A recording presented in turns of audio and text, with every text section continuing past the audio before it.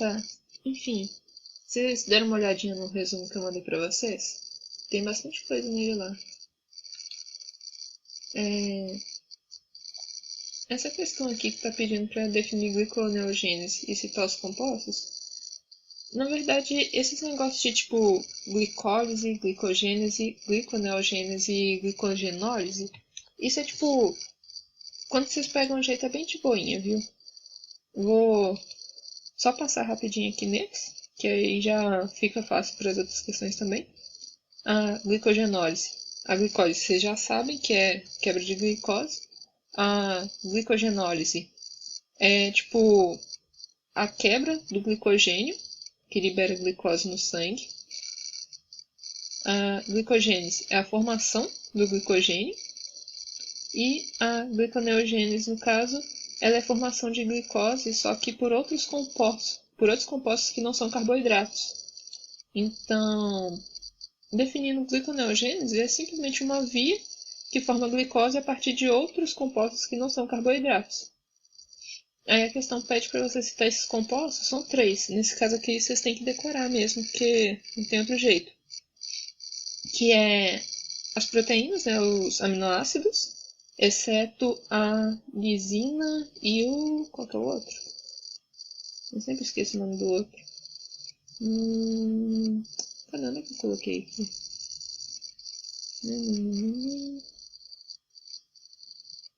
Não, tô achando que eu não coloquei. Tem só 2 aminoácidos que eles... Deixa eu ver aqui, comprar. Lisina e leucina. Esses 2 aminoácidos são os únicos que, tipo assim, eles não formam glicose. A estrutura deles não é adequada para isso. Mas aí, tipo, os compostos são basicamente aminoácidos, principalmente, né? O lactato, que é tipo... ele é do metabolismo anaeróbico do nosso organismo, feito pelos músculos também. E o glicerol, que é do metabolismo dos ácidos graxos.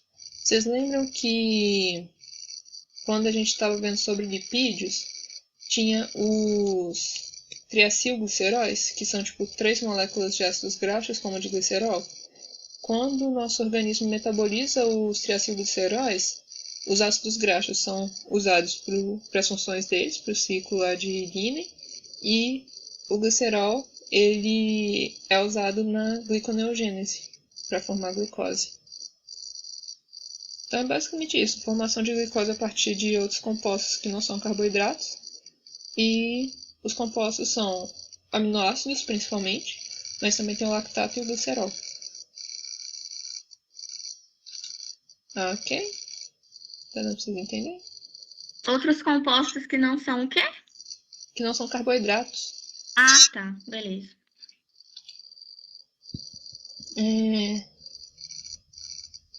E aí, posso passar pra 2, gente? Dá um ok aí se tiver certo. Nem pode. Beleza.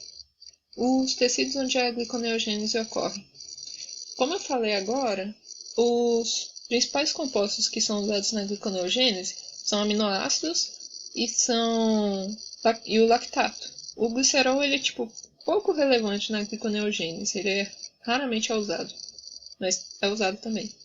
Mas enfim, os compostos principais são lactato e aminoácidos. E onde que a gente tem aminoácidos, ou seja, proteínas, principalmente no nosso organismo? Nos músculos. Então a gliconeogênese, não que ela aconteça nos músculos, mas ela inicia por eles, porque é daí que vem os compostos que vão ser usados ali. Então a gliconeogênese ela inicia nos músculos, esses compostos que saem dos músculos eles vão para o fígado e para os rins, e no fígado e nos rins é que eles são transformados em glicose. E do fígado e rins eles são lançados na corrente sanguínea e a glicose vai parar em outros órgãos e tecidos desse jeito. Como eu disse, o glicerol ele é pouco usado na gliconeogênese, mas ele ainda assim é usado. Então tem assim, uma pequena participação do tecido adiposo aí também. Então seria tipo assim, começa pela saída dos compostos do tecido adiposo e do tecido muscular, e ocorre no fígado e rins. Eu vou escrever algumas coisas aqui também, porque senão depois vocês ficam tudo perdidos.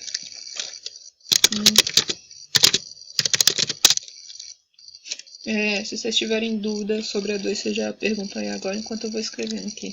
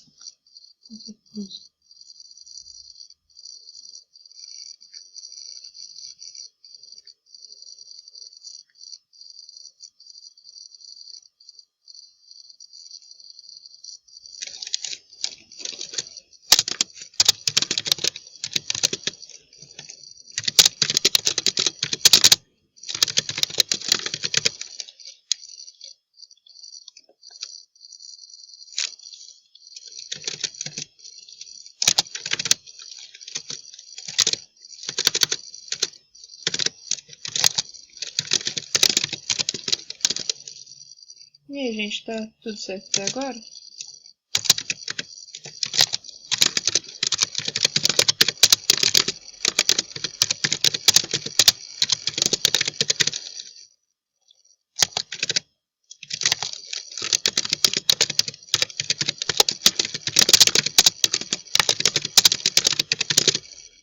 Aqui, ó. Coloquei aqui o que é a gliconeogênese em si, e os compostos, e aqui são de onde eles vêm, né? Que aminoácidos são das proteínas, principalmente as musculares, o lactato do metabolismo anaeróbico do músculo e o glicerol vem dos triacilgliceróis do tecido adiposo.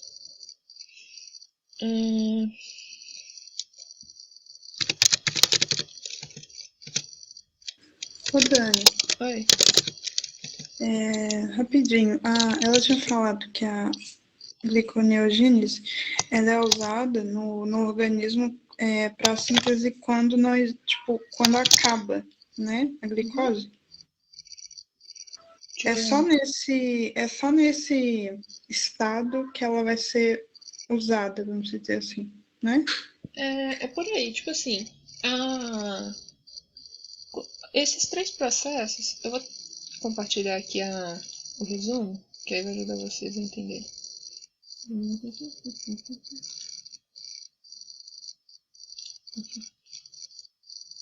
Olha só, esses 3 processos, eles, tipo assim, ocorrem em momentos específicos.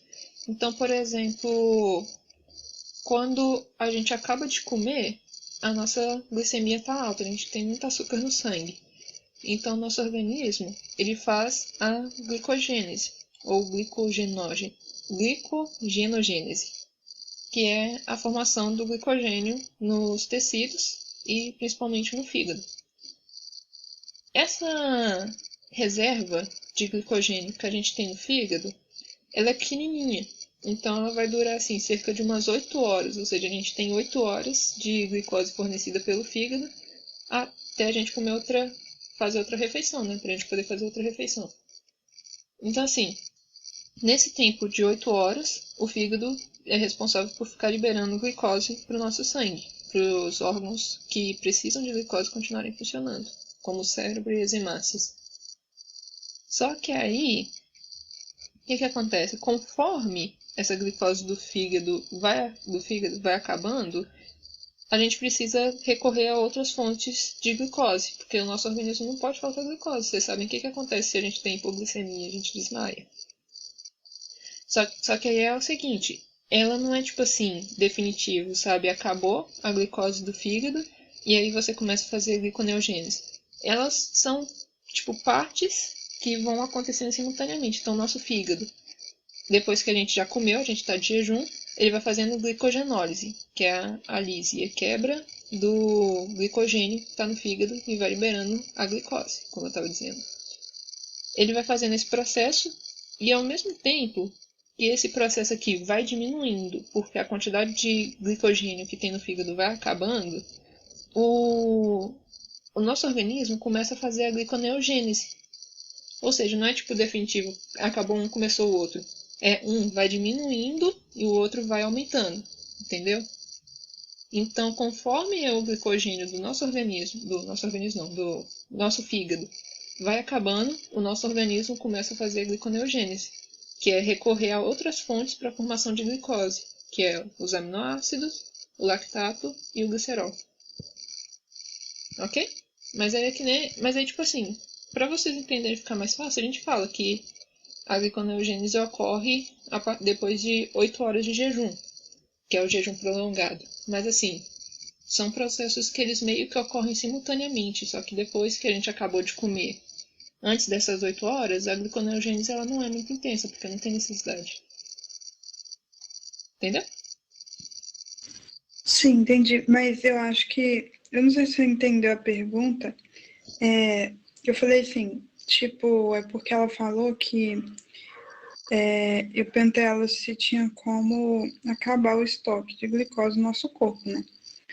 Aí ela falou que, tipo, tem como, pode acontecer. Por mais que tenha um negócio lá que, tipo, eu não lembro o nome, mas que tira, que sobram 3 glicoses numa cadeia, né? E aí tem um outro negócio, vai lá, pega esses 3 e passa para o próximo. Enfim. Aí Isso. eu só queria saber se a gliconeogênese ela funciona nessa hora, tipo, só quando tipo não tem mais nenhum, entendeu? Ou não necessariamente, ela pode funcionar em outro momento também, Isso aí entendeu? de pegar 3 e passar para cadeia é durante o processo de glicogenólise, que é o glicogênio no fígado. Tipo assim, tá vendo essa correntinha aqui, ó? Essa correntinha é isso aqui, ó. É o glicogênio. Aí, o nosso Uhum. organismo ele vai fazendo a glicogenólise. Então, assim, quando uma dessas correntinhas aqui, uma dessas ramificações, chega a 4 moléculas de glicose, essa proteína que ela mencionou, que eu sempre esqueço o nome também, acho que é a desramificadora. É a desramificadora. Ela, tipo, pega 3 das 4 glicoses que tem aqui e transfere ela para a extremidade da cadeia. E aí, tipo, aí o processo pode continuar, sabe? Mas é como ela disse. Depois, como eu tinha dito também, depois que, tipo assim, já tem umas 8 horas que a gente tá fazendo a glicogenose, né? Tipo, essas proteínas estão quebrando as glicoses do glicogênio, uma hora elas acabam. Chega um ponto mesmo que a gente utiliza toda a glicose do nosso fígado. E é aí que a gliconeogênese começa a funcionar mas de forma mais intensa, que é aí que a gente precisa achar glicose em outro ponto do nosso organismo. Sobre acabar totalmente a glicose do nosso organismo, isso é bem difícil de acontecer porque, como eu disse, a gente faz a glicogênese por vários compostos, dentre eles, tipo, aminoácidos, que a gente tem nos músculos, na massa magra, o lactato, que a gente realiza, que a gente produz quando a gente faz o metabolismo anaeróbico, né, tipo quando a gente está fazendo exercícios anaeróbicos, por exemplo, e o glicerol, que é quando a gente quebra os triacilgliceróis do tecido adiposo. Então, assim, a gente tem várias fontes de compostos que podem ser usados para transformar em glicose no nosso organismo. Então, acaba que, tipo assim, só vai faltar glicose, tipo, no nível, sabe, quantidade zero, 0% de glicose, só vai faltar mesmo quando a gente não tiver esses outros compostos também. Então, aí a gente morre, né? Não tem como. A gente sempre tem uma pequena quantidade no nosso organismo, seja de músculo ou de gordura, sabe? Exceto em casos de extrema desnutrição. Mas aí, tipo assim, o nosso organismo ele vai transformando esses compostos em glicose conforme é necessário.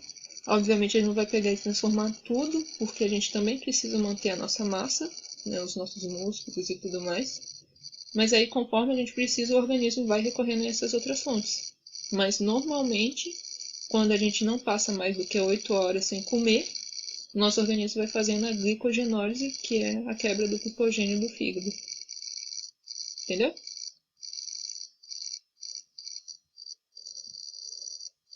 Sim, entendi agora, obrigada. Ok. Eu vou passar aqui para o outro documento de novo, para o exercício. Enfim, gente, se ainda sobrar alguma dúvida, alguma coisa assim, ou eu não explicar direito, vocês falam, tá? Que aí eu tento explicar de novo. Ou falar mais devagar, que eu tô achando que eu tô falando muito rápido, eu tô meio enérgica hoje. Ok.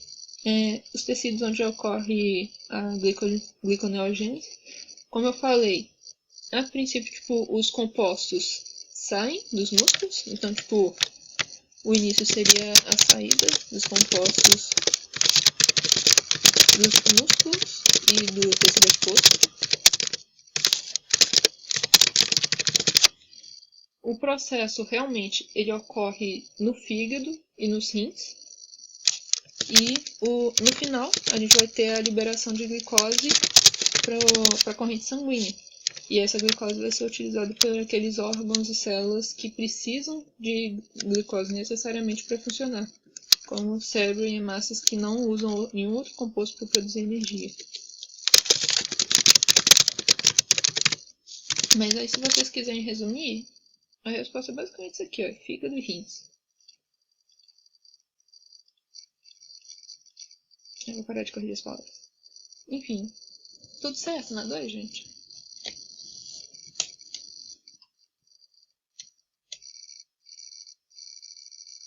Pra mim, sim. Ok. Vou passar para 3, então. Determinar o gasto energético para a síntese de glicose a partir de diferentes compostos. Então, essa parte aqui é tipo outra questão de assim, é só vocês olharem lá nos slides dela ou no livro e tipo colocar a resposta, porque isso não é coisa que vocês vão ficar memorizando. E se ela perguntar na prova, ela vai dar a equação também, você só tem que olhar. Mas ó, cadê? Eu queria ter colocado aqui a reação que ela costuma colocar. Eu botei em algum lugar aqui. Achei. Olha só. Basicamente, o lactato e alanina, gente. Detalhe. Os aminoácidos que a gente tem, que são usados na gluconeogênese, chega um ponto que, tipo assim, eles meio que... Bom, a maioria é alanina e glutamina, mas eles meio que sofrem uns processos meio que de conversão, sabe? Eles acabam virando, os outros acabam virando alanina e glutamina também, então a gente considera só esses dois quando a gente está avaliando os aminoácidos que são usados na gliconeogênese. Então, alanina e lactato, eles gastam 6 ATPs para serem convertidos a glicose. A glutamina gasta 4 ATPs e o glicerol gasta 2 ATPs. Esses compostos que eu coloquei aqui no meio são os compostos em que eles são transformados e depois eles vão para os processos de metabolismo da glicose. Então, tipo, a glicose, descarboxilação do piruvato, ciclo de Krebs. Se vocês olharem aqui, o piruvato e o alfa-cetoglutarato são dois que vocês já conhecem, porque é da glicose e do ciclo de Krebs. O glicerol vira de hidroxicetona, fosfato. Esse aqui, sinceramente, nem eu lembro de onde que ele aparece, mas enfim.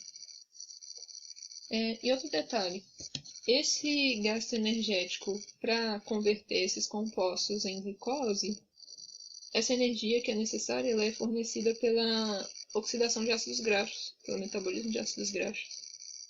Então, tipo assim, o nosso organismo, esse processo de gliconeogênese, ele gasta energia para acontecer. De forma muito irônica, porque ele também está produzindo energia para aqueles órgãos que precisam de glicose. Só que aí, tipo assim, para manter o fornecimento de energia a esses órgãos, você acaba tendo que gastar energia em outros. Que no caso é a transformação dos ácidos graxos, né, dos lipídios, em energia. Então, voltando aqui.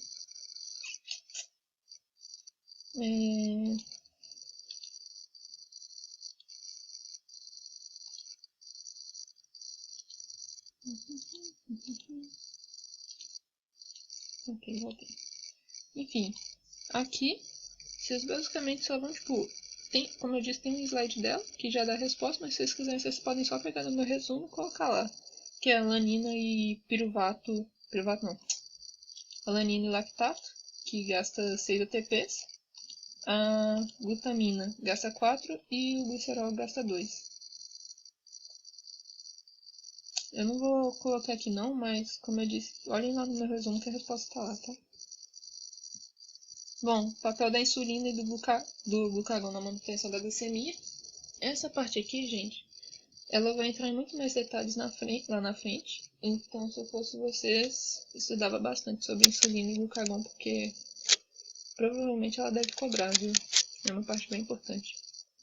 Enfim, a insulina, ela basicamente serve para, tipo assim, sinalizar para as células do nosso organismo, principalmente as células do fígado, que a glicose precisa ser absorvida. Então, quando a gente ingere carboidratos, que vão ser transformados em glicose depois, ou seja, açúcar, as nossas células elas não vão tipo, absorver a glicose por conta própria. Elas precisam que a insulina dê esse sinal aos receptores das células. Então, basicamente, a função da insulina é fazer com que as células dos nossos tecidos absorvam glicose para reduzir a glicemia do sangue. O glucagon, no caso, ele tem função oposta. Ele, em vez de reduzir a glicemia do sangue, ele vai aumentar.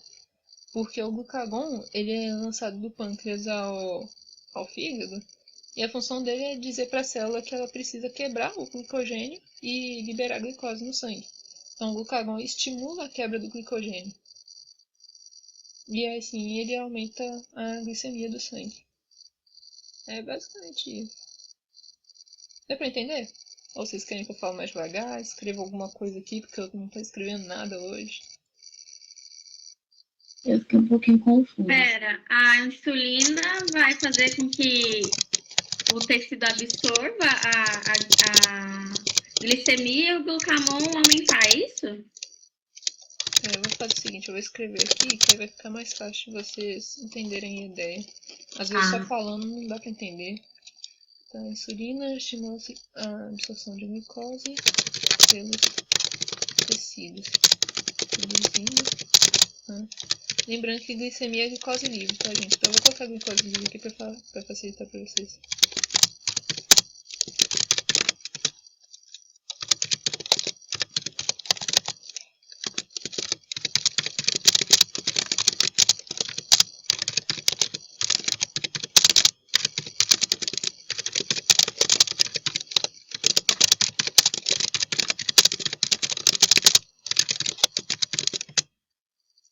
É isso.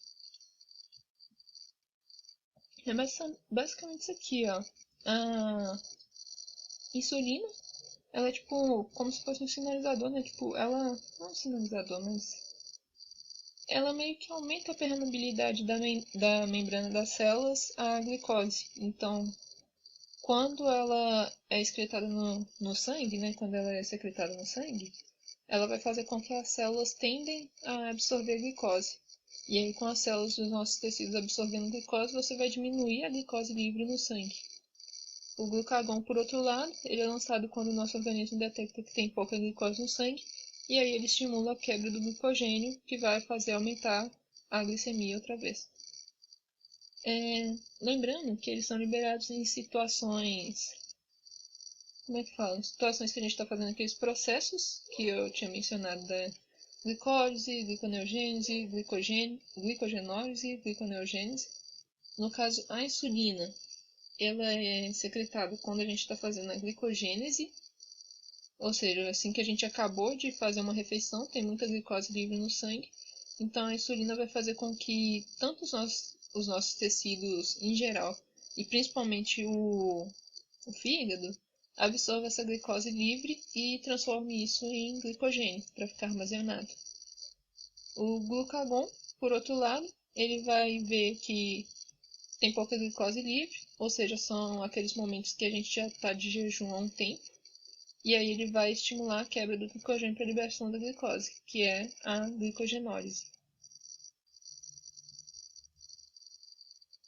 Eu acho que é isso. Deu para entender? Deu. Ok. Vou passar para 5 então, tá, gente? Citar a função do glicogênio hepático e do glicogênio muscular. Vocês podem perceber que o tempo todo que eu tô falando aqui de manter a glicemia, eu tô falando do glicogênio do fígado. Porque é essa a função dele. O glicogênio que é armazenado no fígado, a função dele é basicamente controlar a glicemia, ou seja, quando a gente está com pouca glicose livre no sangue, ele libera glicose, e quando a gente está com muita, ele absorve. É basicamente isso, ele controla a glicemia e ele fornece essa glicose para os outros órgãos que só funcionam à base de glicose. Então é o caso do cérebro e as hemácias, que não utilizam nenhuma outra fonte de energia. Quando a gente não está comendo, a gente precisa de uma fonte de fornecimento de glicose para esses órgãos que seja constante. É isso que o fígado vai fazer, ele vai estar o tempo todo mandando glicose para esses órgãos de tecidos e células. Então, basicamente, do glicogênio hepático, controlar a glicemia e fornecer glicose para tecidos que só funcionam para tecidos que não têm outras fontes de energia.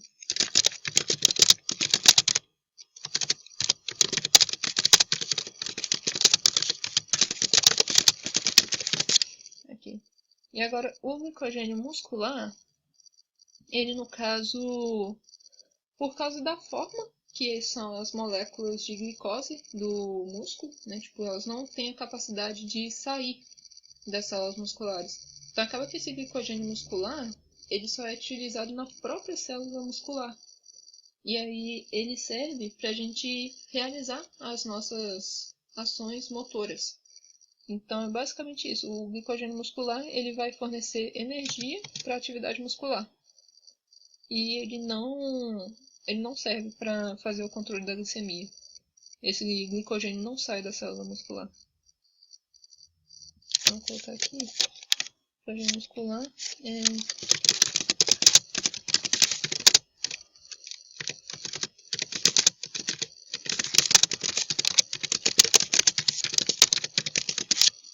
Enfim, é isso. Essa parte da matéria, ela é muito teórica, então acaba que eu não tenho nem muito o que desenhar aqui. Mas vocês conseguiram entender?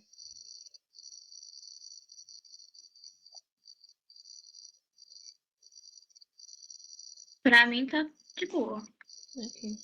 Eu recomendo que, assim, quem não tiver conseguindo entender, vai na monitoria da segunda-feira da semana que vem, porque eu consigo, assim, desenhar muito mais e desenvolver muito mais quando a gente está junto presencialmente. Com certeza vai ser melhor para vocês entenderem também o conteúdo, já que a prova de vocês tá chegando. Pois é, isso que eu falava, faz muita diferença, viu? Assim, presencialmente faz mais efeito, parece. Mas online também tá muito bom. Online eu tô tentando fazer assim pra, tipo, tentar atender todo mundo, sabe? Mas essa questão de não ter as coisas muito acessíveis, sabe? Não ter como eu ficar desenhando aqui, e se tem, às vezes meu computador trava, ou então demora demais pra fazer os desenhos, acaba que não é muito bom. No presencial é melhor. Também acho. Você se importa, assim, se o pessoal permitir, tipo, dar um resumo na semana que vem? Não importa não, pode ser. Ah, beleza. Se o pessoal concordar, por mim tá ótimo, porque... Pelo amor de Deus, por favor. Eu tô esperada. Beleza. Mas e aí, vocês querem ver então agora uma revisãozinha da matéria? Nayara tinha falado que tá perdido quanto às últimas 2 aulas, né? Eu cheguei atrasadona nas 2. Então, vamos abrir aqui. Daniel, Oi. tem como você passar a parte da glicólise se transformando em piruvato, mas é a parte do esquema mesmo que tem no livro, sabe? Aquele desenho? Para ajudar a interpretar? Você fala tipo, o desenho do ciclo? É isso. Pode ser. Deixa eu abrir o livro aqui rapidão. Mas é o seguinte, então eu vou primeiro nessa parte, aí eu passo para as últimas 2 aulas, porque para seguir em ordem, não fico confuso.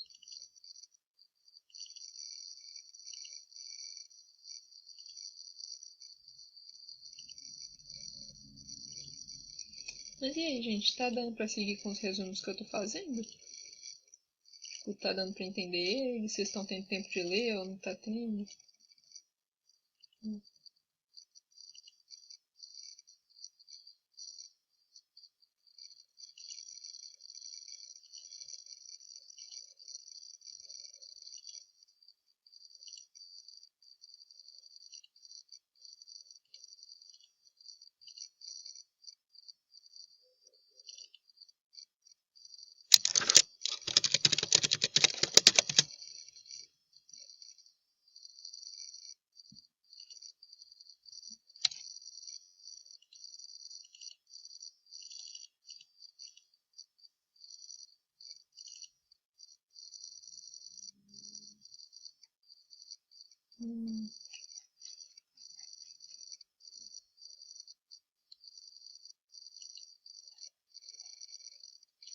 Eita. Essa parte aqui?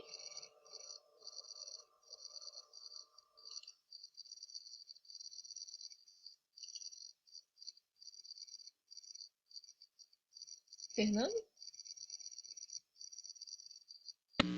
Sim, é porque sua voz tá baixinha. Desculpa. Então tá, olha só. A glicose. Primeiro a gente começa localizando onde está o processo, né? A glicólise ela acontece no citoplasma, os outros processos acontecem na mitocôndria.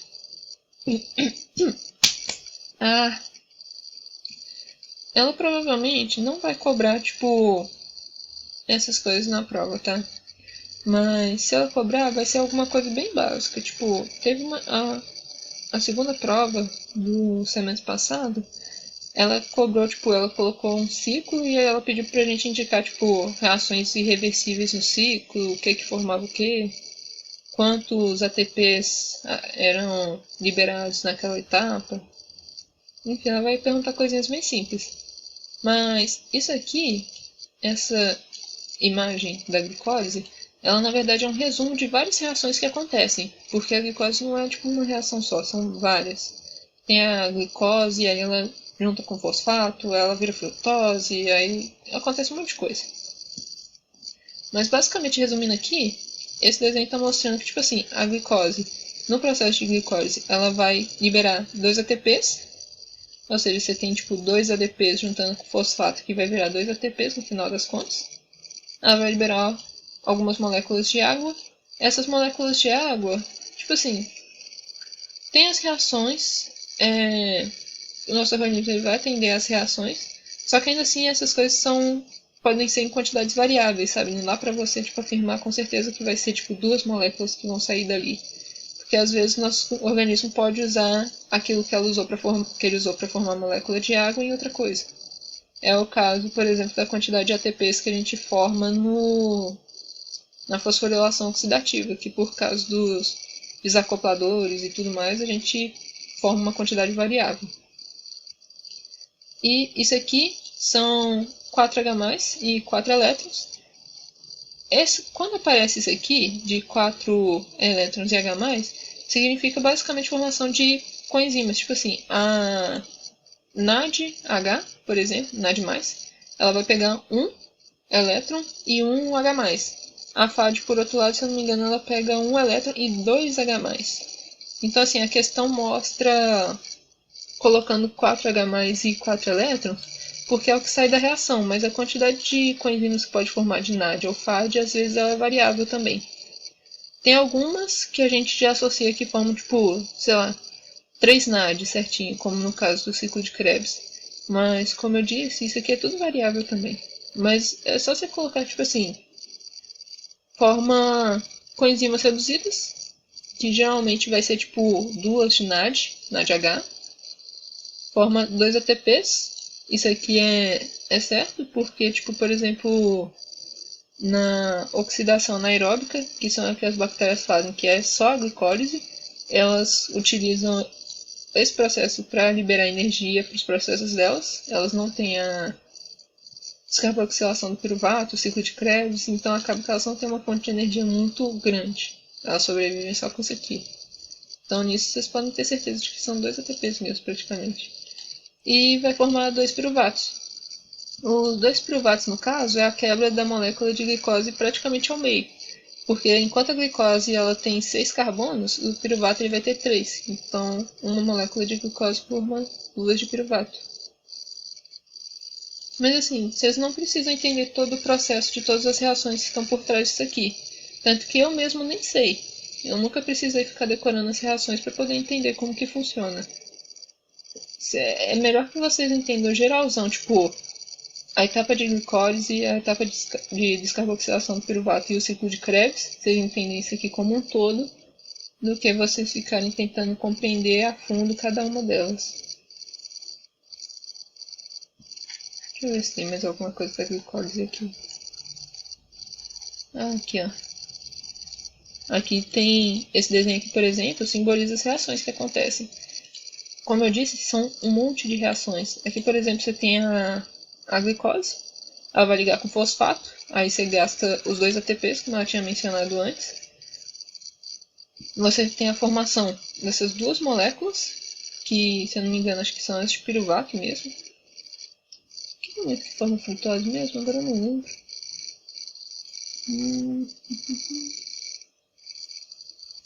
Ah, não, isso aqui é a frutose. Essa daqui. Mas ó, glicose vira glicose 6-fosfato. Depois vira frutose 6-fosfato. Divide em 2 moléculas, que eu também não sei quais são essas duas. Vai virar piruvato. E depois tem a separação desse fosfato delas, que vai virar ATP. No caso, a entrada de 4 moléculas de ADP e saída de 4 de ATP. Aí por isso que o saldo, igual estava naquela outra atividade, era 2, que você consome 2 e produz 2, e produz 4. Mas é como eu disse, vocês não têm necessidade de saber cada composto e cada reação. Eu mesmo nem sei disso e eu garanto a vocês que a Angélica também não deve saber. Tá de boa? Sim, entendi. No caso, é só saber mesmo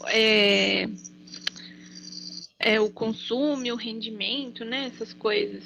Não, mas como eu falei, você não precisa saber. Não precisa decorar consumo e rendimento. Porque se ela perguntar na prova, ela vai te dar o desenho e tudo que você vai ter que saber, tudo que você tem que saber é conseguir olhar, entendeu? Então aqui, por exemplo, nesse desenho, eu não tenho a menor ideia do que está acontecendo aqui. Mas eu sei que tem a entrada de 2 ATPs e saída de 2 ADPs. Então significa que está consumindo esses ATPs. Aqui eu tenho a entrada de 4 ADPs e saída de 4 ATPs. Então eu sei que está produzindo esses 4. E aí se ela me perguntar o saldo, por exemplo, que é a quantidade que foi formada menos a quantidade que foi gasta, eu sei que eu só preciso subtrair esse que está aqui embaixo e esse que está aqui em cima. Entendi. Se ela perguntar de coenzimas reduzidas, provavelmente ela não vai usar um desenho desse com 2 H+, e 2 elétrons, porque, tipo, isso aqui é um pouco mais complexo de saber qual que é a coenzima que está sendo formada ali, mas ela deve usar algum desses daqui, ó, que, tipo, tem a indicação certinha, e aí você só tem que bater o olho e falar, olha, tem 2 NADHs ali sendo formados. Ela não vai pedir nada muito mais complexo, tipo, quantas moléculas de carbono são liberadas, exceto no ciclo de Krebs. Que no ciclo de Krebs vocês podem saber que são 2 moléculas de carbono que são perdidas. Por isso que o ciclo do glioxalato é vantajoso, porque ele não perde essas 2 moléculas de carbono, de gás carbônico. Mas tipo assim, ela não vai pedir para vocês decorarem nada, nem vai ficar pedindo coisas complexas, tipo quantas moléculas de água que é liberado, quantos elétrons são perdidos. Sabe, essas coisas é complexo demais, sabe? E muito variável também. Não é uma regra. É mais o que tá nos seus resumos mesmo, né? Porque às vezes eu tento pegar o livro pra, tipo assim, ficar com medo, tipo, de talvez não ter tudo no resumo, mas aí são coisas muito aprofundadas, assim, aí às vezes eu me perco no que eu deveria realmente fazer, estudar e foco em coisas que ela nem sequer pensou em cobrar. Tem coisas que eu até coloco no resumo, mas é só porque para facilitar para vocês, porque eu sei que provavelmente vocês vão ficar preocupados com aquilo, sendo que não tem necessidade. Então eu já dou a resposta de uma vez, que é para vocês não terem essa preocupação. Então, por exemplo, rendimento, eu coloquei lá rendimento da glicólise, rendimento da descarboxilação do piruvato, do ciclo de Krebs. Só que não quer dizer que vocês têm que decorar isso. Porque se ela perguntar sobre rendimento, ela vai dar para vocês o ciclo. Vocês não precisam ter decorado. Ninguém decora essas coisas, sabe? Números. Então, eu coloco lá só para vocês não terem que ficar correndo o olho no livro e caçando onde que está o rendimento, quanto que é o rendimento. Porque se vocês forem procurar no livro, vocês vão ficar doidos. Eu, quando estava procurando o rendimento das coisas no livro, uma parte fala uma coisa, outra fala outra. Então, por exemplo, aquela questão de quantos ATPs o ciclo de Krebs não. Quantos ATPs a fosforilação oxidativa rende? Eu achei lugar falando que era 30, eu achei lugar falando que era 32, eu achei lugar falando que era 36, uns lugares falando que era 38. Já achei, tipo, tudo quanto é número e tudo quanto é lugar. Então, acaba que, tipo assim, não tem uma regra, sabe? Eu coloquei lá no resumo os valores que são mais, assim, próximos à realidade, o que é mais comum. Mas, às vezes, vocês vão achar, tipo, tudo quanto é tipo de valor, sabe? Então, se ela perguntar rendimento, ela vai estar perguntando o rendimento que está sendo apresentado naquela imagem, naquele ciclo que ela colocou lá para vocês. Porque às vezes até a glicólise, por exemplo, libera 2 ATPs. Pode acontecer da glicólise liberar um só. Sabe, nosso organismo pode acontecer de tudo nele. Enfim. Entendi. Mas obrigada. De nada. Vamos passar então agora para a revisão das últimas 2 aulas que a Nayara tinha pedido. Ou se quiser, pode fazer de outras, viu? Bom, aí depende do sei lá, começar com o que vai cair na prova primeiro, não sei, você que sabe. Passar para vocês o que vai cair na prova é um pouco complicado porque, como eu já tinha dito antes, semestre passado a gente foi 2 provas só. Esse semestre a Angélica vai passar 3, né? Então, tipo assim, pode ter muitas outras coisas que não caíram na nossa prova que caia para vocês. Inclusive, uma coisa que eu queria pedir para vocês é que, depois que vocês fizerem a prova, se tiver alguma questão que ficou assim mais na cabeça de vocês que vocês lembram, tenta anotar ela e trazer para mim, porque pode ajudar também a eu saber o que ela costuma cobrar para ensinar os próximos períodos. Ok? Beleza. Enfim, na segunda-feira eu dei monitoria, né, tipo, ontem eu dei monitoria para uma outra menina da sala de vocês. Então, eu tô vendo que assim, vocês estão um pouco mais pegados ainda com as últimas aulas mesmo, então vou passar elas de uma vez. É bom que vocês já estudam de todo jeito. Fica mais fácil na hora que vocês forem fazer isso sozinhos. Beleza.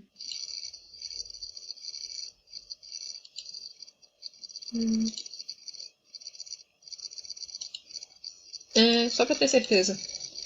A última aula foi de ontem, foi metabolismo de carboidratos e via de pentose fosfato. A outra foi o que? Fosforilação oxidativa?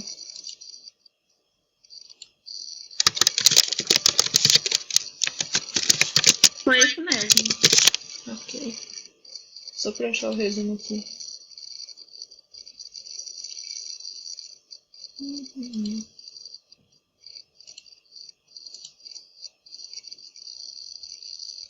Ok.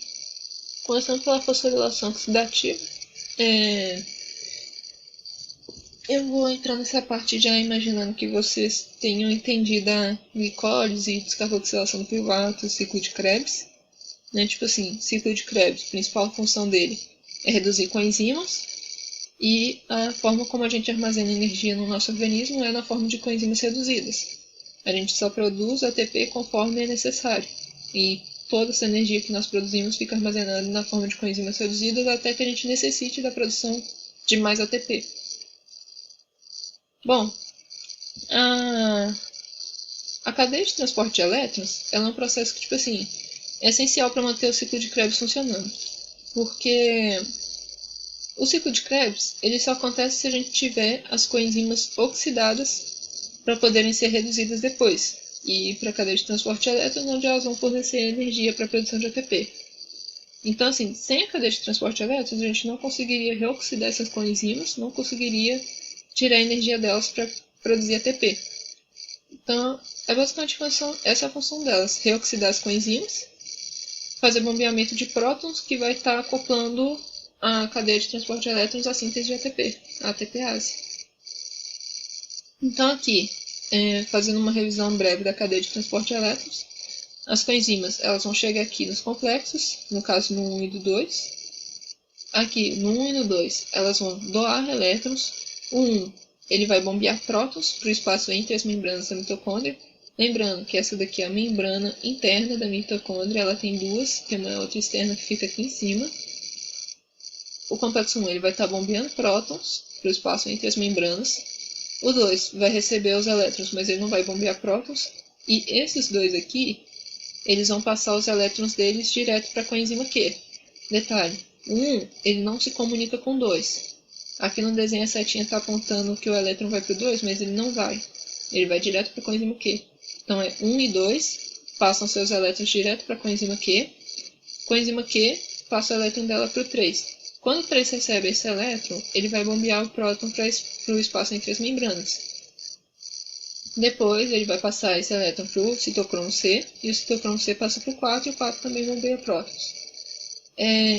Esses dois componentezinhos aqui, a coenzima Q e o citocromo C, é o que permite esses complexos transmitirem elétrons um para o outro, porque são as únicas duas partes do complexo que são móveis, eles ficam flutuando na membrana.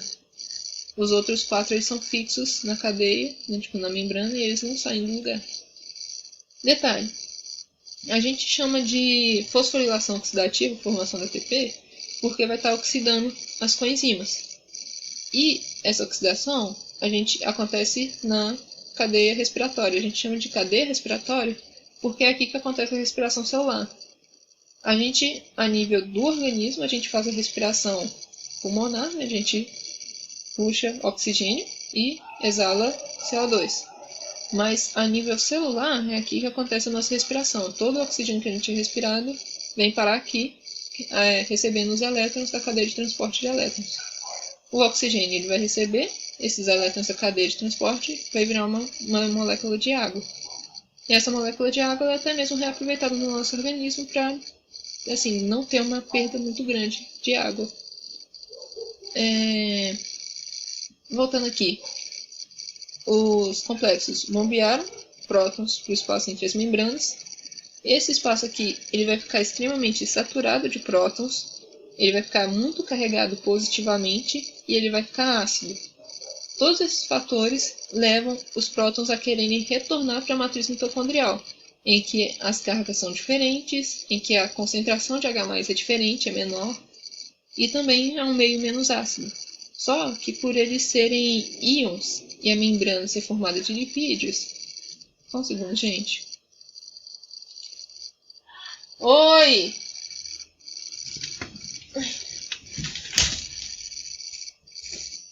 Mãe, eu tô dando monitoria. Ficou bonito, tava louco por ele entrar. E ele entrou e não queria sair.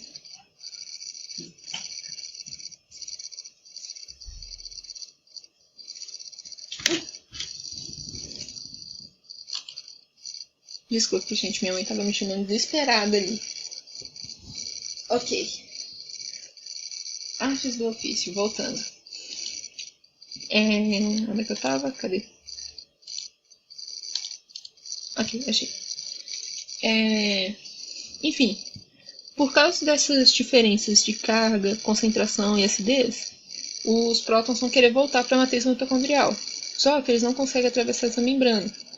Porque eles são íons carregados, eles apresentam carga, né? São polares. E a membrana ela é apolar, porque ela é formada de lipídios. Então acaba que o único lugar que eles têm para atravessar de volta para a matriz é pela ATP sintase. Aí, quando os prótons passam por essa enzima, né, pela ATPase, vai ter uma passagem de cargas positivas. Essa diferença de cargas vai fazer com que haja uma produção de energia que será usada para a formação do ATP. Então aqui, pela passagem de prótons, vai fornecer energia para o ADP ligar com o fósforo e formar ATP.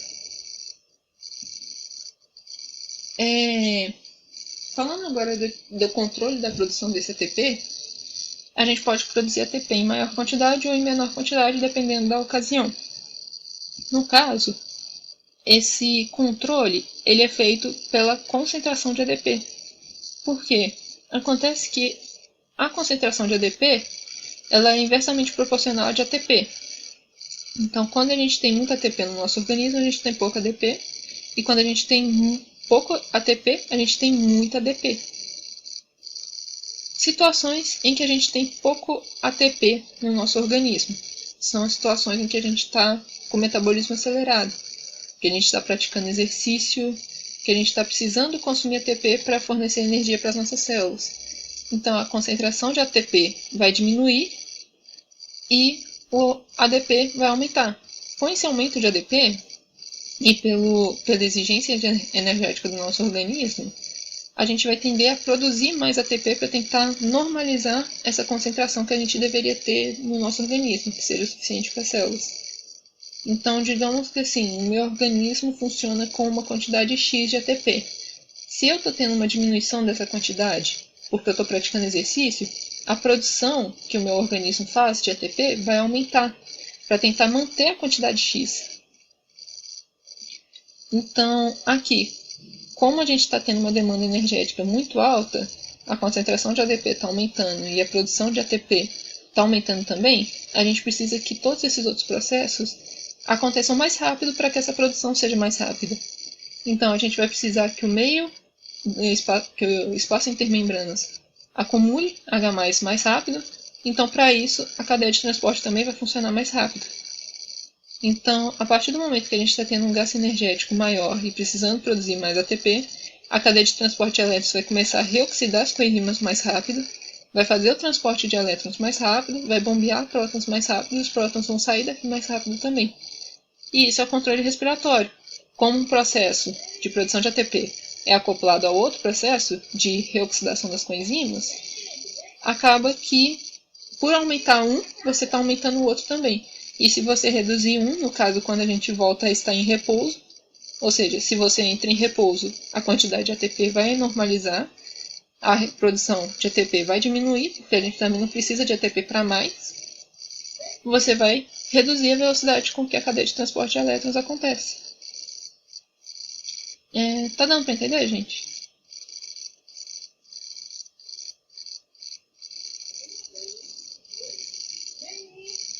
Oi, tem alguém aí? Eu entendi, sim. Ok. Só beber uma coisinha aqui que eu tô com muita sede.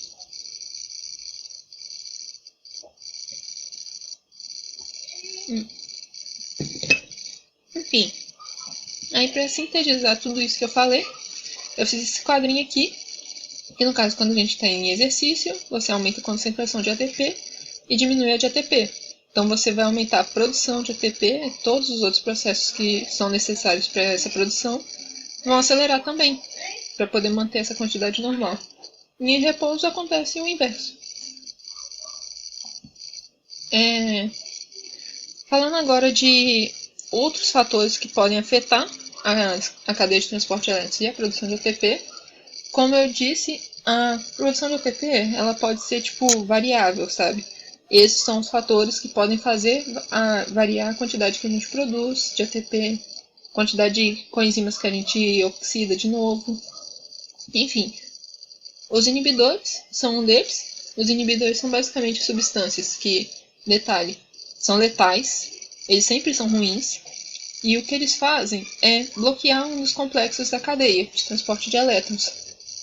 Como a cadeia de transporte de elétrons está acoplada com a síntese de ATP e ela ocorre primeiro que a síntese de ATP, né, ela está antes da síntese, quando você bloqueia a cadeia de transporte de elétrons, você eventualmente vai estar bloqueando também a produção de ATP.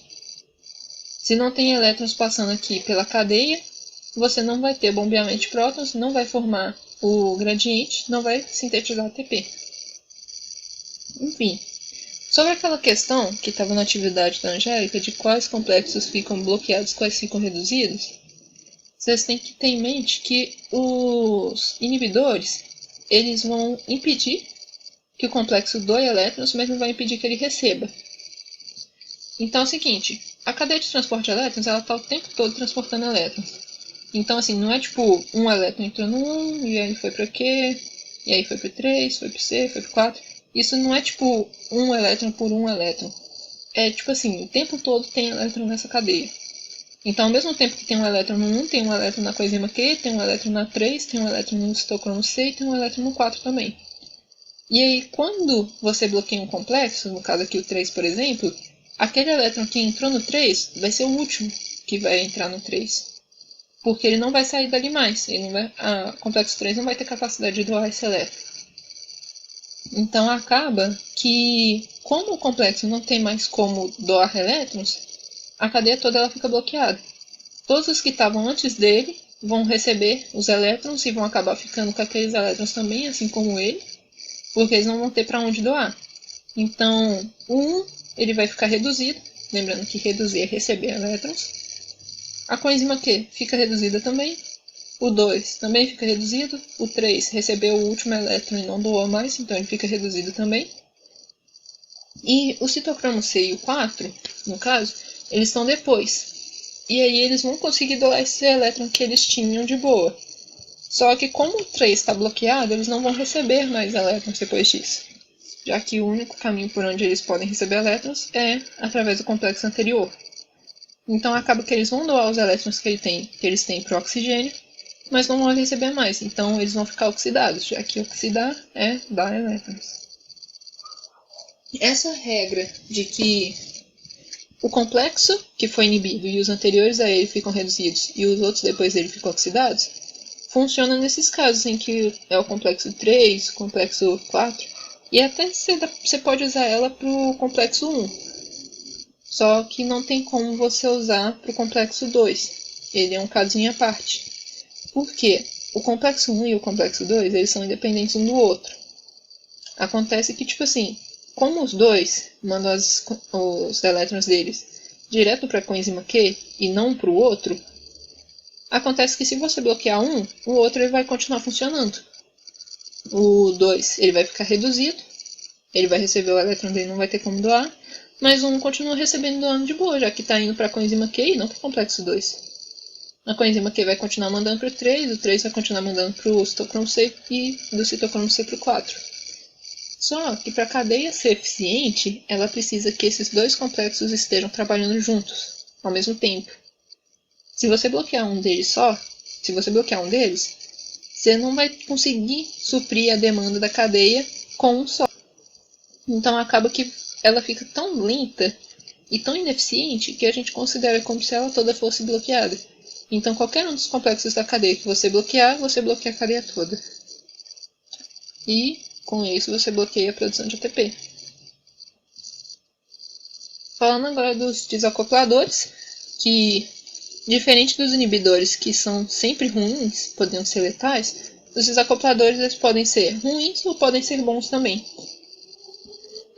Os desacopladores, o que eles fazem é pegar os H+, né, os prótons, que estão aqui na matriz mitocondrial, e transportar esses prótons através da membrana. Eles fazem isso porque eles são moléculas que, tipo assim, elas são apolares, ou seja, elas conseguem atravessar a membrana, só que ao mesmo tempo também elas ligam com os íons H+.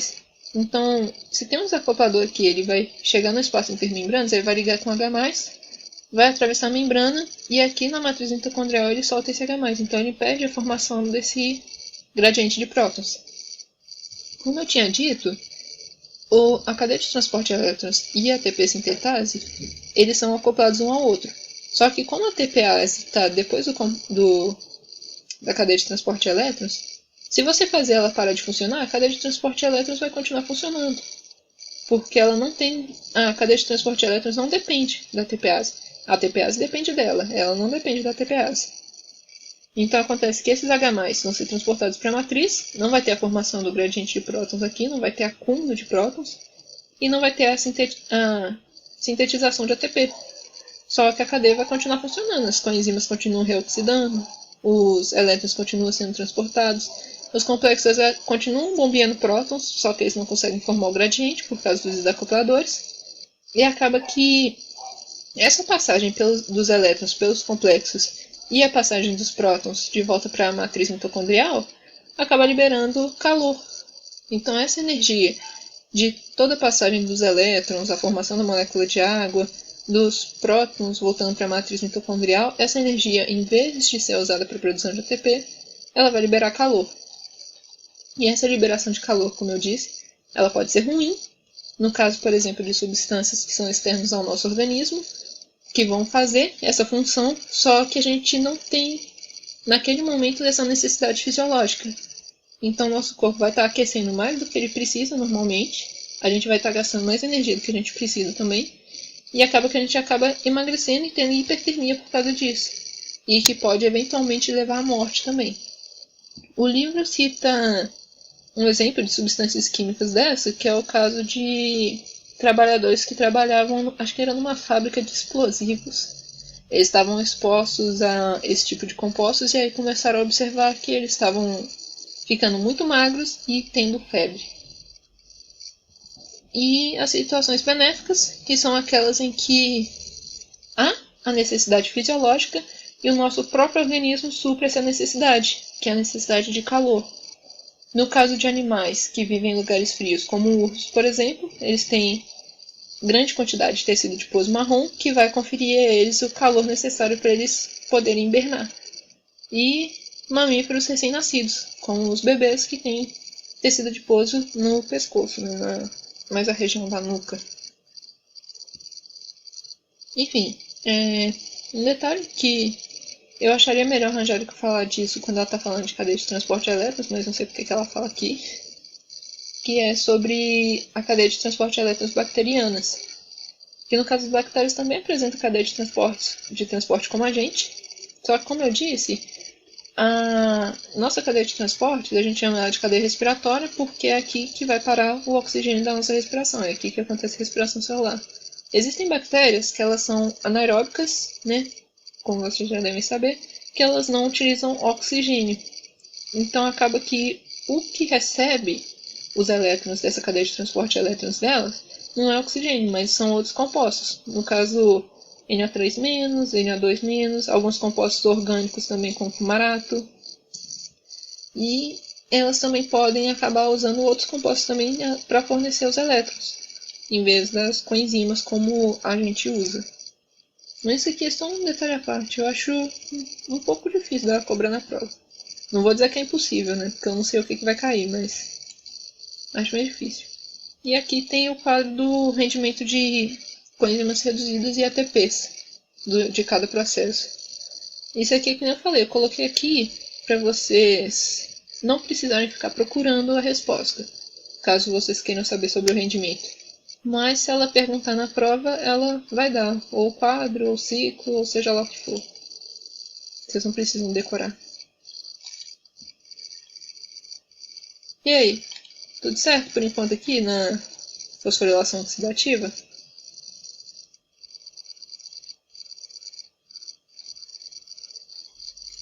Tudo. Ok. Vou passar agora então para a via das pentoses fosfato. E enfim, eu termino com o metabolismo de carboidratos 2. Ai, que dorzinha na nuca. Ô, Dani, Oi. Bianca? eu só queria tirar uma dúvida. Então, eu tava com uma dúvida no negócio lá de insulina e glucagon. Pelo que eu entendi, a insulina, ela vai pegar a glicose dos tecidos, né? Presente no tecido. Ela vai fazer com que o sangue absorva. E o glucagon, ele é ao contrário, ele vai, soltar pequenas quantidades no tecido de glicose. É isso? Tipo assim, pensa no nosso organismo. Deixa eu ver aqui um exemplo. Tipo assim, o nosso organismo ele é formado de vários tecidos. Mas o que leva os nutrientes a esses tecidos é o nosso sistema circulatório, né? A circulação sanguínea. O que a insulina vai fazer vai ser pegar essa glicose que está no sangue, correndo nas nossas veias, e vai fazer essa glicose entrar nos tecidos, entendeu? Então, por exemplo, o tecido que a gente mais fala é o fígado, né? O órgão é o fígado, porque ele tem o glicogênio, mas, tipo assim, todas as células do nosso organismo vão estar recebendo essa glicose. Então, a partir do momento que tem a glicose no sangue, tem a insulina agindo ali, ela vai fazer com que as células absorvam essa glicose. Então, assim, todas as células do seu organismo vai ter glicose, sabe? Vai ser o seu fígado, o rim, as células do tecido muscular, os órgãos, tecido nervoso, todos esses tecidos vão estar pegando a glicose que está ali no sangue e absorvendo ela. Então, o que a insulina faz é induzir os tecidos a absorverem a glicose do sangue, a glicose que está no sangue. O glucagon, o que ele vai fazer é o efeito oposto. Ele vai pegar a glicose que, estaria nos tecidos, só que ele não faz isso com todos os tecidos, ele faz isso só com o fígado. Ele vai pegar a glicose que está ali no fígado e vai fazer ela ser liberada no sangue, entendeu? Para manter a glicemia. Entendi agora. Obrigada. De nada.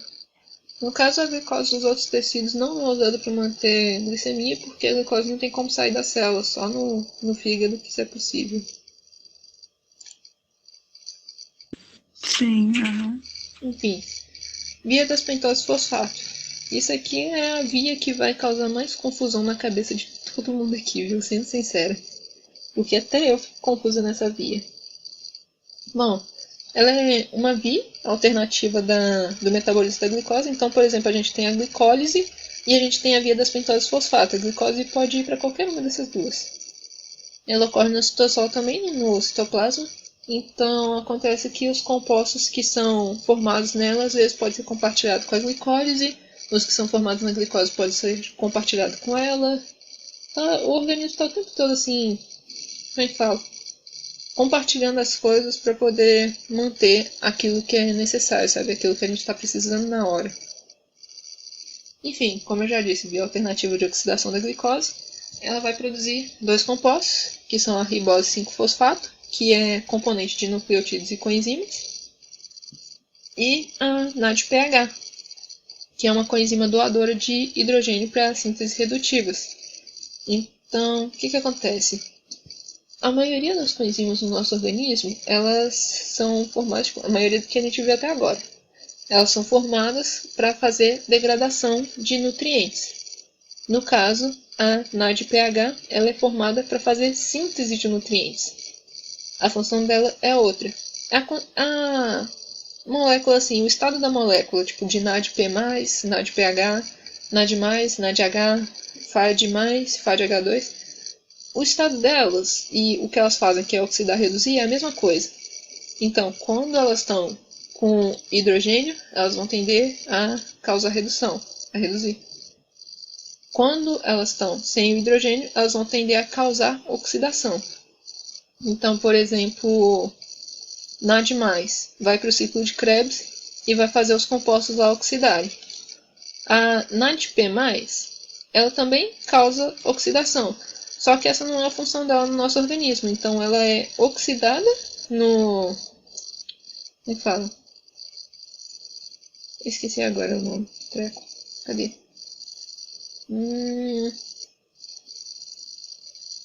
Tá, enfim. Como eu estava dizendo, NAD+, ela vai causar oxidação dos compostos. E a NADP+, ela também causa oxidação, só que o motivo pelo qual ela faz isso é outro. Entendeu? É meio difícil de explicar essa parte. Eu fiz essa tabelinha aqui para tentar ajudar vocês a entenderem a diferença das vias degradativas e das vias de síntese. Então, a glicólise e o ciclo de Krebs, como a gente já tinha visto, é uma via de degradação, em que vai acontecer a oxidação de substratos a partir dessas coenzimas aqui.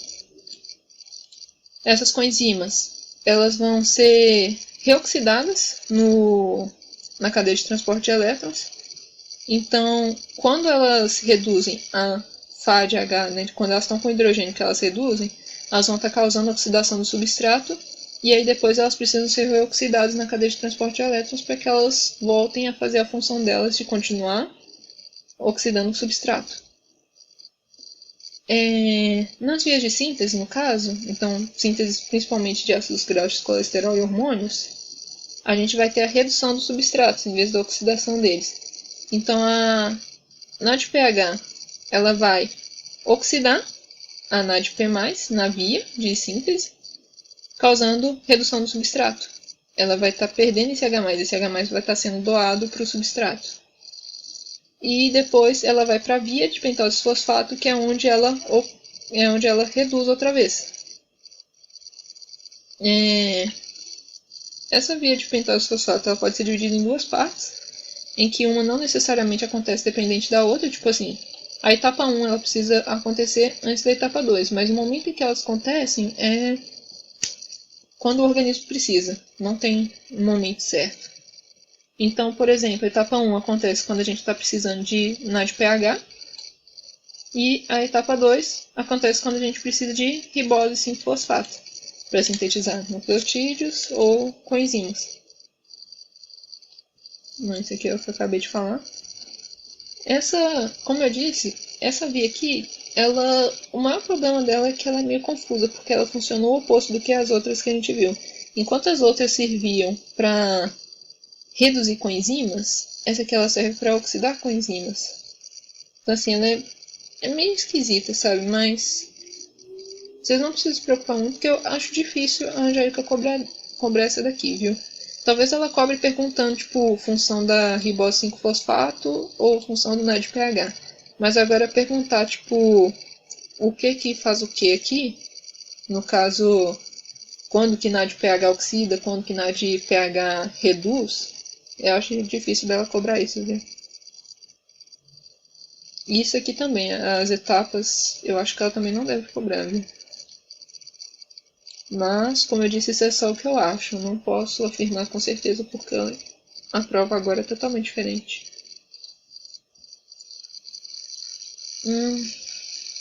Enfim, esse quadrinho aqui é questão de decoreba. Até eu fico fazendo confusão com esse trem. Vocês viram que eu fiz confusão agora?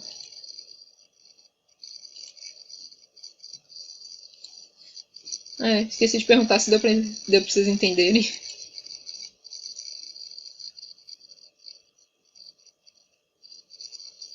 Deu. Ok. Essa de metabolismo de carboidratos aqui agora, talvez eu gaste um pouco mais de tempo nela. Ela é grande. Mas enfim, ó. Glicogênio, vocês já sabem o que é, né? Um polissacarídeo, formado por várias moléculas de glicose. Ele é armazenado no fígado e nos músculos. O do fígado, como a gente já respondeu na atividade, serve para controlar os níveis sanguíneos de glicose e para fornecer energia para aquelas células e tecidos que só usam glicose como fonte de energia. Então, é isso, ele vai armazenar a glicose para controlar a glicemia e fornecer energia, fornecer glicose como fonte de energia para esses órgãos. Dos músculos, no caso, eles não podem manter a glicemia, eles não servem para isso. Então, o glicogênio dos músculos é simplesmente uma fonte de energia para a própria atividade muscular. As próprias células musculares consomem esse glicogênio que elas armazenaram. Falando agora dos processos sobre o glicogênio. A glicogenólise, como vocês podem ver que eu até marquei aqui, lise significa quebra. Então, glicogenólise é a quebra do glicogênio e liberação de glicose no sangue. Esse processo acontece quando a gente está em jejum, porque é o momento em que a gente já armazenou a glicose, já controlou a glicemia, e agora a gente precisa ir fornecendo glicose aos pouquinhos no sangue para manter essa quantidade estável. Então é o momento em que a gente está liberando glucagon.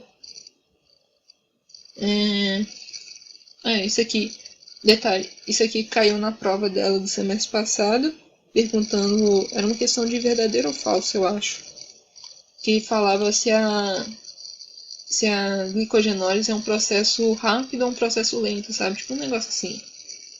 E é um processo rápido, porque graças a molécula de glicogênio ser toda ramificada assim, as enzimas podem agir de vários lugares diferentes. Então, por exemplo, tem enzima agindo nessa ponta aqui, nessa daqui, nessa outra ponta aqui.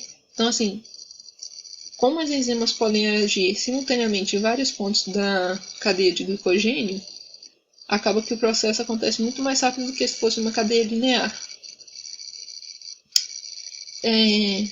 A glicogênese ou glicogenogênese gênese vocês podem estar associando a origem, então é a origem do glicogênio no fígado, fígado e músculo. Essa parte aqui, ela acontece tipo assim, quando a gente acabou de comer, de fazer a refeição.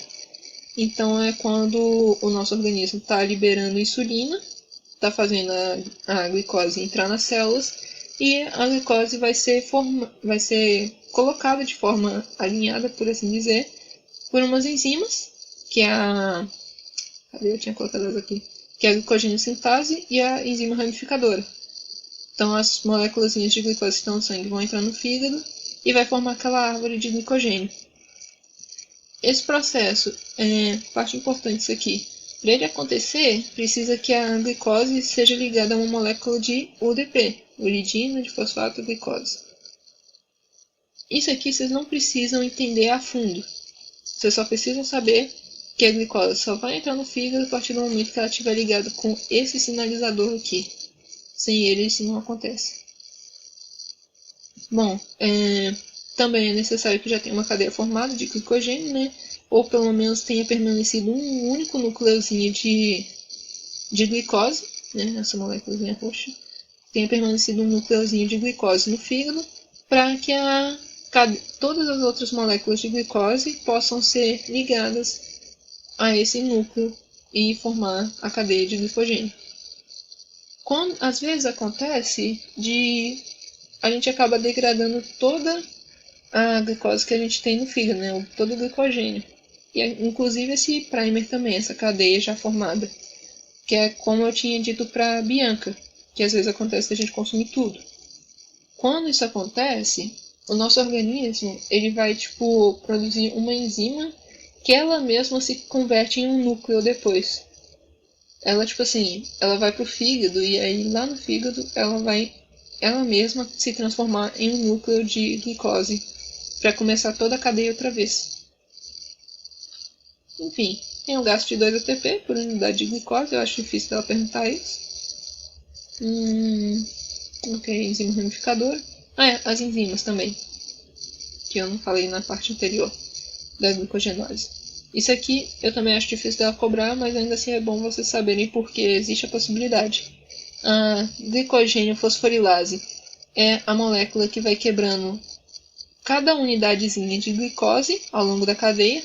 Então ela vai liberando bolinha por bolinha aqui no sangue, até que sobra 4 glicoses, né, na cadeia aqui, 4 resíduos de glicose nessa ramificação.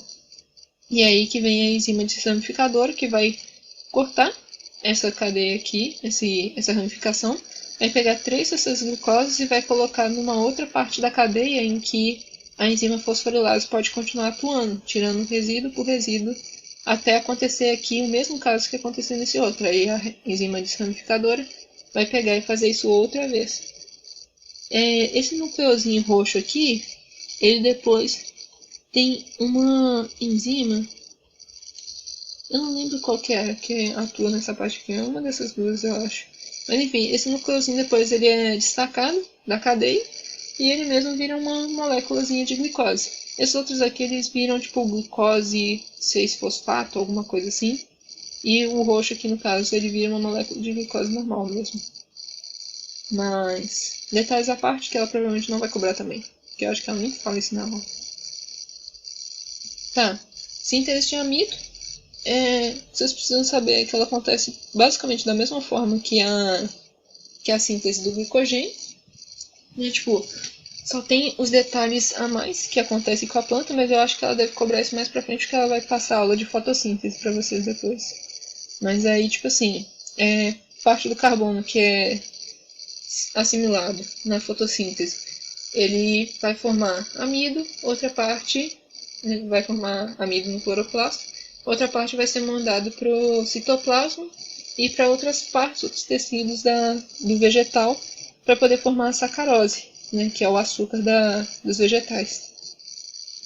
A sacarose, ela pode ser usada depois para dar origem à energia, para o próprio vegetal continuar funcionando.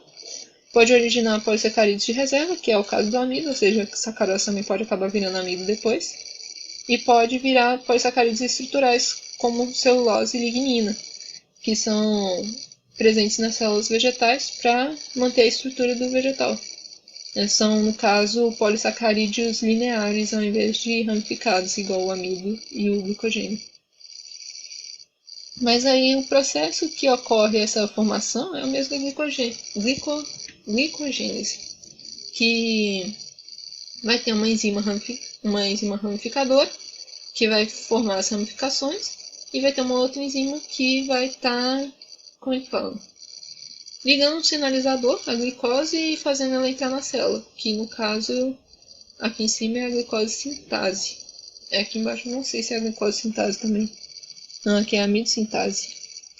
Enfim, a amidosintase vai ligar a moléculazinha de ADP, a glicose, vai fazer ela entrar no cloroplasto ou em algumas outras estruturas do tecido vegetal, e vai formar a cadeiazinha de amido a partir da enzima ramificadora, que vai formar as ramificações. A única diferença da síntese de amido para a síntese de glicogênio é só o sinalizador mesmo, que aqui no caso dos vegetais é ADP-glicose, e no caso dos animais é UDP-glicose. Mas são duas moléculazinhas diferentes, mas com a mesma função. Metabolismo de sacarose e lactose. No caso, só o que você precisa saber é que no final do metabolismo dos carboidratos, vai tudo virar glicose. Tipo assim, a sacarose e a lactose vão virar glicose e frutose, glicose e galactose. Só que, por exemplo, glicose pode ser convertida frutose pode ser convertida a glicose também. Então, assim, muito raramente alguns compostos não vão acabar virando glicose, vão virar outra coisa. Mas geralmente o que acontece é virar tudo glicose. Frutose e glicose são metabolizadas no fígado. Aqui, como eu disse, conversão intermediários da glicose. Ou seja, no final das contas, vira glicose também.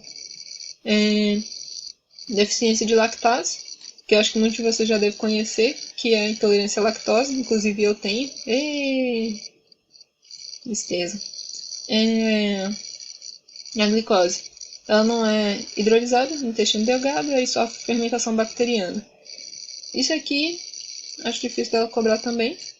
Acho que ela apresenta mais questão que tem alguns grupos que escolhem falar sobre a lactose no trabalho dela.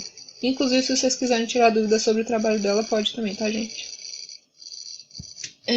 Galactosemia, que é deficiência de galactose 1-fosfato uridiltransferase, que é a enzima responsável pelo metabolismo da galactose. E aí acaba que a galactose, em vez de ser convertida à glicose, ela é convertida a outros compostos. E esses outros compostos, às vezes, eles podem até, em grande quantidade, serem ruins para o organismo, que é o caso do galactitol.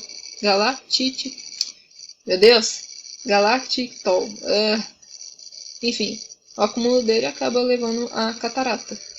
O acúmulo dele no cristalino. E o tratamento para isso é simplesmente a criança não ingerir leite e derivados na vida, sabe? Fazer controle dessa quantidade que ela ingere. E tá, voltando para as etapas. Gliconeogênese. Gliconeogênese, como eu disse, ela acontece meio que simultaneamente com a glicogenólise, só que ela vai se intensificando quando as reservas de glicogênio começam a acabar.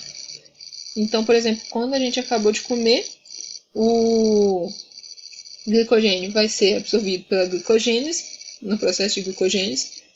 Depois, quando a gente está em jejum, vai acontecendo a glicogenólise, e conforme a reserva de glicogênio começa a diminuir, a gliconeogênese começa a se intensificar. Então aí a gente vai chegando no ponto em que já vai passando de 8 horas, que a gente está de jejum, e aí em vez de... E como a reserva de glicogênio está acabando, o nosso organismo vai começar a recorrer a outras fontes de glicose, que é usar carboidratos, que é usar aminoácidos, lactato e glicerol para formar glicose. Dos aminoácidos que formam glicose, né, gliconeogênese, os únicos que não servem para isso é a lisina e a leucina. O lactato é originado do metabolismo anaeróbico dos nossos músculos e o glicerol é do tecido adiposo, da quebra dos triacilgliceróis. Os aminoácidos, quando eles são quebrados, o grupo amino deles é excretado como ureia na nossa urina.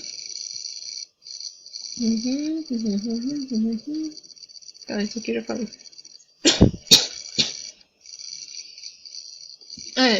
Detalhe. Às vezes a gente pode ter uma imagem ruim da gliconeogênese porque a gente está perdendo massa magra, só que esse é um processo essencial do nosso organismo, porque por mais que a gente esteja perdendo massa magra, né, que a gente esteja perdendo músculos, ainda assim é importante porque é mais importante do que a gente conservar a massa, a gente manter o nosso sistema nervoso funcionando, manter as hemácias intactas. Então, essas células que precisam de glicose como fonte de energia, dá para dizer que elas são mais essenciais do que a gente manter a massa muscular, né? Então, assim, não é um processo ruim, mas um processo essencial. Ele acontece o tempo todo no nosso organismo.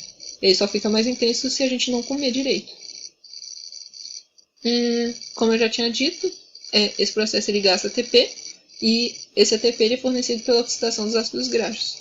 Então é aquilo que eu tinha falado, da alanina e lactato que vira glicose, gasta 6 ATP, glutamina gasta 4 ATP para virar glicose e glicerol gasta 2 ATPs.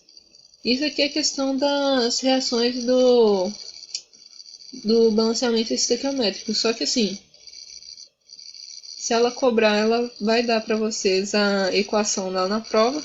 E aí é só vocês olharem o númerozinho do ATP. Aí vocês conseguem já saber qual que é que está sendo gasto. Qual que é a quantidade que está sendo gasta. Enfim. E os mecanismos de controle da glicemia, que eu já fui falando ao longo disso aqui tudo. Na gliconeogênese a gente libera insulina. Na gliconeogênese não, na glicogênese. Na glicogênese a gente libera insulina, que vai fazer a glicose entrar para os tecidos, né, para as células. Vai fazer ela entrar no fígado e ser armazenada na forma de glicogênio. Na glicogenólise, que é a quebra do glicogênio, vai ser feita pelo glucagon, para a gente manter a glicemia normal do sangue e fornecer glicose para aquelas células que precisam de glicose como fonte de energia. E a gliconeogênese, que no caso nenhum desses dois vai estar forçando a gliconeogênese, e ela ocorre simultaneamente com a glicogenólise, só que aí ela fica mais intensa depois de 8 horas de jejum. E ocorre perda de massa muscular. É isso, acabou.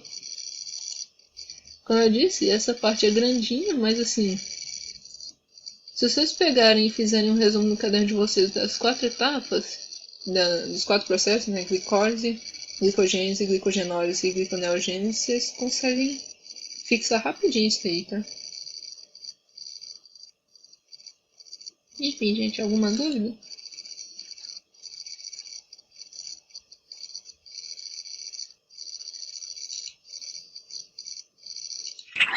Ô, Dani, Oi. você podia dar uma última repassada para mim só na questão 5 do exercício, por favor? Deixa eu abrir ele aqui. Que eu perdi um pouco da explicação na hora, eu fiquei em dúvida. Aqui. Função do glicogênio hepático e do glicogênio muscular. O glicogênio hepático, ele serve para controlar a glicemia e para fornecer glicose para aqueles tecidos que só usam glicose como fonte de energia, que é o caso das células cerebrais e das hemácias. E eles, no caso, não têm nenhuma outra fonte de energia além da glicose. Então, assim, glicogênio hepático é o glicogênio que é formado, tipo assim, quando a glicose do sangue entra nas células do fígado, e elas saem quando a gente está precisando de glicose. O glicogênio muscular, por outro lado, a glicose que é quebrada do glicogênio muscular, ela não tem como sair das células musculares, então elas não têm como ser usadas por outros tecidos. Então não serve para manter a glicemia normal do sangue, né? A concentração normal de glicose no sangue. Então acaba que esse glicogênio muscular ele é usado só para manter a atividade muscular mesmo. Ele é armazenado nos músculos e usado nos músculos. O glicogênio hepático é armazenado no fígado, mas ele é usado em outras células. Entendeu?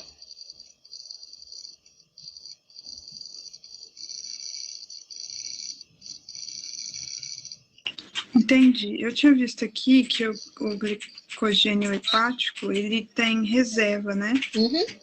E o muscular, não? Na verdade, os dois são uma forma de reserva. Tipo assim, eu queria não ter que ficar trocando de tela toda hora. Podia ter O muscular, ele é usado para contração muscular? Peraí. Aqui, deixa eu... Olha só. A própria molécula do glicogênio, a própria cadeia de glicogênio, ela em si já é uma reserva de glicose. Então, assim, seja glicogênio muscular, seja glicogênio hepático, os dois são uma forma de armazenar glicose. Só que a do fígado, as moléculas elas conseguem sair da célula, as moléculas de glicose. Então, o glicogênio do fígado, o glicogênio hepático, ele serve para manter a glicemia do nosso sangue, manter a concentração de glicose livre normal e para fornecer glicose para aqueles tecidos que só funcionam à base de glicose, que eles precisam de glicose como fonte de energia. O glicogênio muscular, no caso, ele também é uma forma de armazenar energia. Só que essa energia não é usada por outros tecidos, é usada só pelo tecido muscular, entendeu? Então a glicose que está ali nas células musculares, ela não sai da célula muscular, ela fica ali. Mas aí lá ela é metabolizada e fornece energia para as células. Então é basicamente isso. O glicogênio hepático controla o nível de glicose livre no sangue e fornece glicose para outros tecidos que só funcionam à base de glicose. O glicogênio muscular, ele serve para manter as atividades musculares. Aqui, serve como fonte de energia para a própria atividade muscular. Entendeu? Entendi. Uhum. Obrigada. De nada.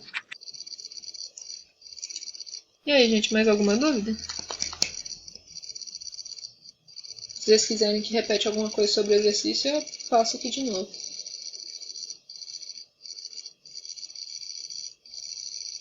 Se vocês quiserem tirar dúvida também sobre o trabalho, não sei se vocês estão preocupados com isso.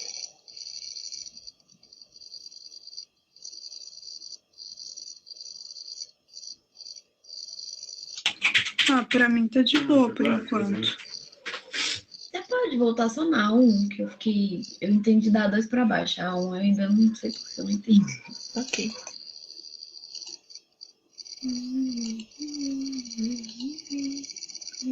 Achei. Aqui. Gliconeogênese. Ela é a formação de glicose a partir de outros compostos que não são carboidratos. Então, por exemplo, a glicogênese, ela só acontece a partir de carboidratos. Então, você comer um carboidrato, ele virou açúcar, e aí ele virou glicose, né? E aí ele vai ser absorvido pelo fígado e formar o glicogênio. A gliconeogênese, ela é diferente da glicogênese, ela forma a glicose a partir de outros compostos. Então, os três principais são os aminoácidos, ou seja, proteínas, o lactato, que é formado pelo metabolismo anaeróbico do músculo, e o glicerol, que é da quebra de triacilgliceróis do tecido adiposo, que são as três moléculas de ácidos graxos e uma de glicerol. Aí, quando você quebra ela, os ácidos graxos vão oxidar e fornecer energia para a gliconeogênese, e o glicerol vai virar glicose. Ok? Entendi. Acho que agora tá de boa. Beleza. Se alguém aí tiver mais alguma dúvida, pode falar, viu? Ô, Daniele, boa noite. Você pode repetir a 3? Eu não estava aqui quando você explicou, se você tiver explicado. Você pode só repetir ela? Posso sim. Essa 3 aqui, inclusive ela tá no slide da Angélica, a resposta lá. Eu não sei se você tem acesso a eles, eu coloquei foi na descrição do grupo de bioquímica. Mas ela tá aqui no meu resumo também. Eu vou pegar ela aqui pra você, peraí. Não, eu posso olhar aqui. É porque acho que essa atividade nem é pra hoje. A professora deixou pra amanhã. Aí eu até comecei a fazer, o pessoal falou, a Angélica deixou pra amanhã, mas ela nem mudou no Canvas, não. Mas eu vou só confirmar, qualquer coisa eu confirmo amanhã. Ok. Mas é porque assim, essa daqui do gasto energético de cada um, o gasto energético na gliconeogênese vai variar do composto que está sendo usado para formar glicose. Então, no caso, alanina e lactato são 6 ATPs, glutamina é 4 e glicerol é 2. Alanina e glutamina são 2 aminoácidos principais que são usados pela gliconeogênese, entendeu? Eles são mais importantes, são os dois mais importantes que tem. Acontece que, tipo assim, isso aqui é uma questão que é literalmente só você procurar, sabe? Tipo, você olhar lá no slide ou olhar no livro ou no meu resumo. Porque não tem como você, tipo, ficar decorando ou deduzir isso aqui, entendeu? E você não precisa memorizar isso pra prova também, que eu acho difícil dela cobrar, viu? Geralmente a Angélica não cobra valores nas provas. Só se for algo muito importante. Eu entendi sim, obrigada. Nada. E aí, gente, mais alguma dúvida?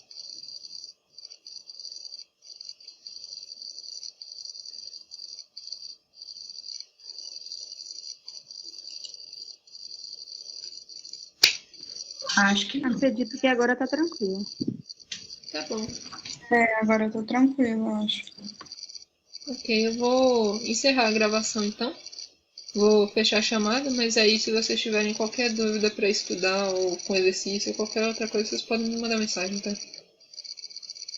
Eu agora já consegui terminar meus trabalhos, felizmente. Yay! Então agora eu devo descansar um pouquinho porque eu tô exausta. Nossa, vai lá, por favor, aproveita. E aproveitar as minhas poucas horinhas de paz até eu ter que estudar para a prova de amanhã.